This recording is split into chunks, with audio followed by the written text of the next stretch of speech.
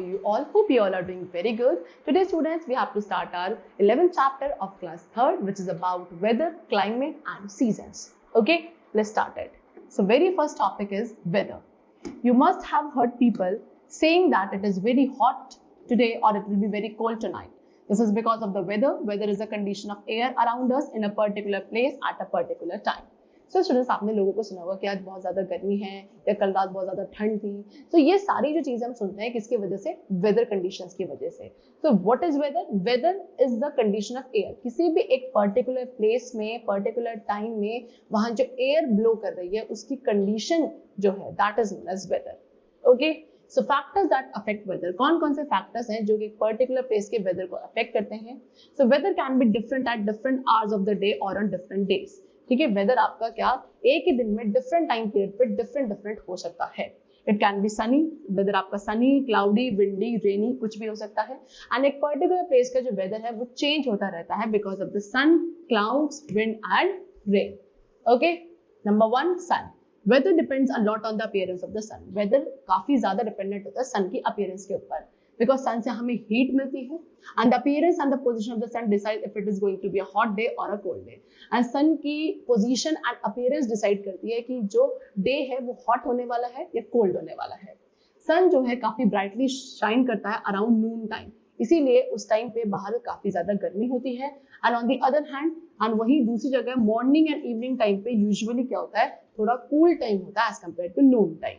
Right, then clouds. Clouds की बात करें, the weather also depends on clouds. Weather हमारा क्लाउड्स के ऊपर भी डिपेंडेंट होता है because on a cloudy day पे जो वेदर है वो कूल होता है. Even at the Noon time पे भी वेदर आपका कूल होता है if it is a cloudy day.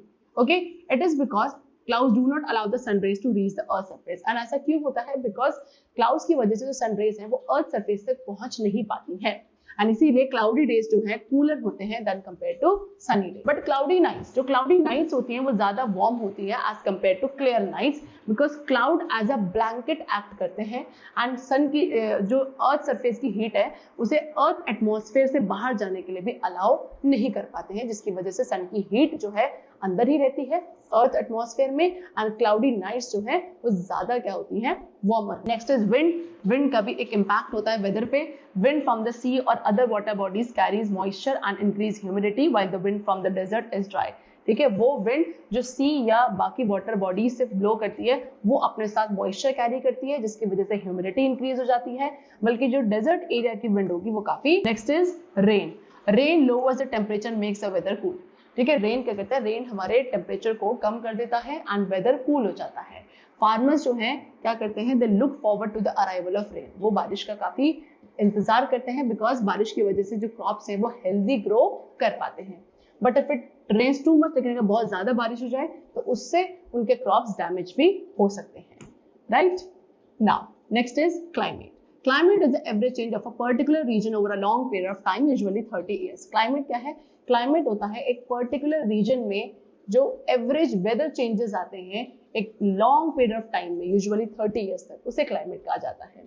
Weather जो है, weather describe करता है atmosphere के short term state को at a place, जबकि climate describe करता है किसी भी एक place के long term state को. Right, climate of a place takes 100 of years to change. Climate, किसी भी जगह के क्लाइमेट को चेंज होने में अराउंड 100 of years लग जाते हैं. Then next is season. Weather changes in a fix cycle throughout the year. अब एक ईयर में वेदर जो है फिक्स साइकिल में चेंज होता है एंड ये चेंजेस जो वेदर में आते हैं इन्हीं को सीजन कहा जाता है. Summer, winter, rainy, autumn and spring, ये कुछ मेन सीजन्स हैं. हर एक सीजन का एक पर्टिकुलर वेदर पैटर्न होता है एंड डे लाइट आवर्स होते हैं. And the number 1 which we have is summer. So during the summer season, the weather is hot and dry.